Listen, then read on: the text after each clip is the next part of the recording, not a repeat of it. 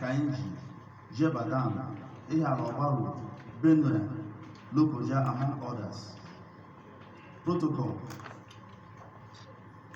My deputy chairman, all invited chairmen and deputies of committees, honorable members of the committee, honorable ministers, director general, chief executive of all the agencies invited, local government chairman and district heads, the clerk of the committee and the secretariat, ladies and gentlemen, the press.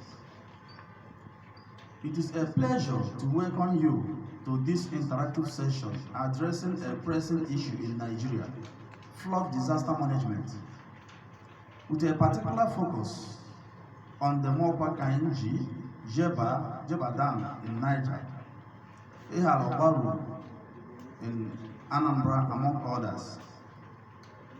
Flooding has become a recurrent problem in Nigeria, exacerbated by climate change,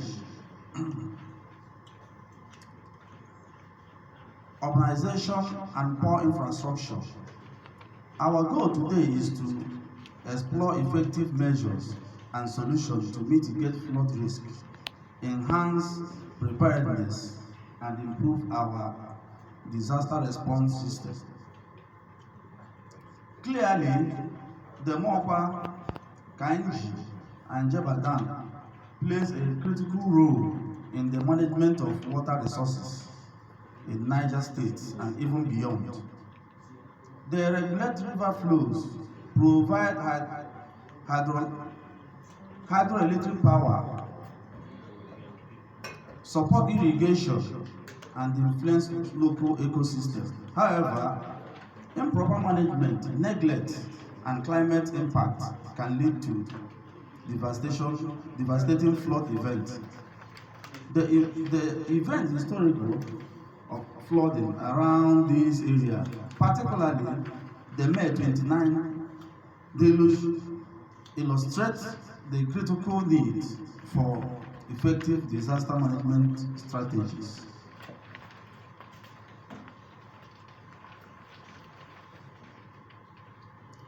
Key areas for discussion and action: awareness and community engagement. Educating communities about flood risk and safety measures is essential.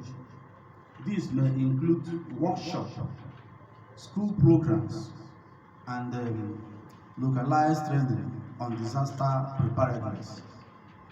2. Improve forecasting and early warning systems. Deploying technology for accurate weather forecasting and real-time flood alerts will significantly help to curb recurring flood disasters. This includes developing mobile apps and use of community radio programs to disseminate information. Infrastructural maintenance and improvement. 3. Regular maintenance of dams, canals, and drainage systems is yet another potent panacea to stemming the tide of flood disasters. This includes implementation of green infrastructure such as wetland restoration to absorb excess water. Number 4, climate change adaptation strategies. There is an urgent need to incorporate climate change consideration into local disaster management plan. In conclusion, Nigerians, the challenges posed by flooding is in high-density areas like Niger State, with particular reference to Mopa, Kainji, and Jebadan, required a proactive and collective approach. Together, through community engagement, technological innovation, infrastructural improvement, sound policy, climate adaptation, and strong emergency response framework, we can effectively manage flood risks and protect lives and their livelihood. Call to action. I encourage each and everyone every one of us to be an... Sure, Audu Ghana, member representing Lamu Mokwa, the Federal Constituency from Niger State. I'm here on behalf of my people, and you can see represented the chairman, the delegation from His Excellency, the former governor of Niger State, and even our district head is here. We're here because we're in touch with our people. We feel the pains of our people on the ground. I moved the motion on the floor concerning those who have died and the events that have been happening since the flooding. And we wanted to ensure that not just because of Niger State, the whole of Nigeria must be affected by our collective resolve to find sustainable solutions to these problems. We have agencies that have been set up by government. We want to thank the President and the Governor for their personal interventions of huge donations to our people. But if this thing happens tomorrow, again, is it only donating that we will do? Certainly not. And so because of how, in responding to how our governor has taken this, all of us are under pressure to ensure a sustainable plan by every agency in Federal Republic of Nigeria, beginning from Mokwa and down to Nigeria at large. We solve our problems that causes flooding every year when our rainy season comes. Thank you very much, sir. Honorable Commissioner, sir. Commissioner. Environment. Yes. Yes. Also, see the governor. Yes, sir. Just your name. Your name, sir? My name is Honorable Yakupolo, the Honorable Commissioner for Environment and Climate Change. So, are you satisfied with the resolutions? Yeah, very, very well. I'm satisfied. From all indication, the House of Representatives are willing to support the state and support every other states where issues like this are likely to come up. Even before they come, they're trying to look for a solution. And this is why we have come together to put our heads together to find a way forward. And from what we have heard from different agencies and ministries that were here, we have all come up with adequate information that can give us a backup to provide solutions to see how we can cope and stop further flooding in the country.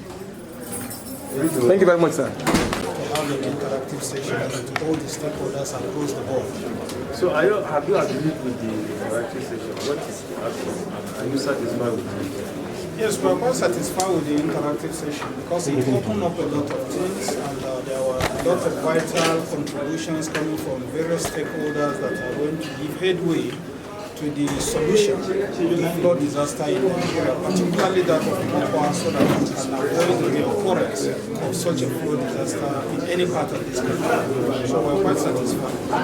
The damage are your prayers? The damage is enormous, and we cannot quantify up to this moment the extent of the damage that we've recorded as far as Mokwa flood disaster is concerned.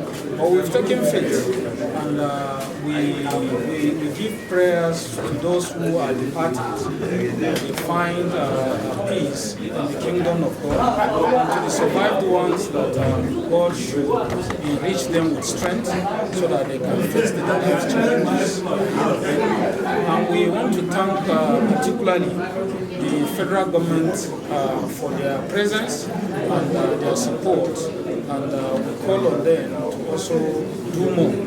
And let me also categorically and particularly thank the Niger State government under the able leadership of our governor, former governor, who has cut short his trip to Saudi Arabia to make sure that he identified with his people. And he has done a lot. He has done quite a lot to alleviate the suffering of the displaced persons, and even those who are dead, their relations that are alive, to make sure that he takes care of them. We want to thank him. And we want to thank the partners, both the local, national and international partners who have come to our aid at different times to support us with different things. We cannot thank them enough, including the National Assembly and all the members. So the preventive measures are maybe probability of compensation?